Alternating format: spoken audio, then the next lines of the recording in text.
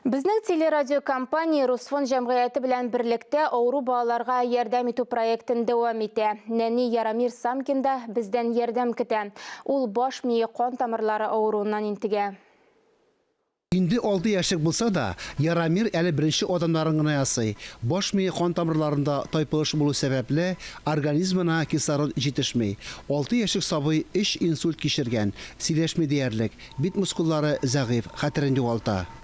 Первый инсульт произошел в год и 5. Ребенок ночью заплакал. Беренче инсульт 1 яшьтә 5 айлык чагында булды. Хастаханәдә тикшергәннән соң инсульт диагнозын куйдылар. Уң як нервлары эшләмәде. Утырып тора, башын күтәрә алмады. Күрми башлады, аппетиты бетте. Организмы какшады. Bir aydan соң инсульт кабатлана, баш миенә тискәре йогынтысы була. Табиблар малайның йокы артериясенең эшләмәвен, баш миенә канның начар килүен ачыклый. Ярамирга тиз арада операция ясыйлар, баш миенә кан килүне яхшырталар. У него системное недоразвитие речи первого уровня. Сөйләм теле үсешендә тоткарлыклар күзәтелә. Балага логопед, дефектолог, нейропсихологның даими ярдәме кирәк. Без барлык дәресләрне Ярамирга тәкъдим итә алабыз.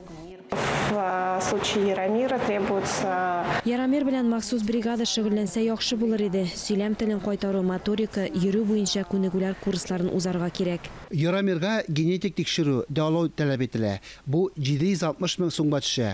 Аңа бергәләп булыша алабыз. 5542 номерына дети сүзен язып, SMS хәбәр җибәрүдә җитә. Күбрәк эшкәртергә теләүчеләргә мәгълүмат безнең телерадио компания һәм Росфонд сайтларында.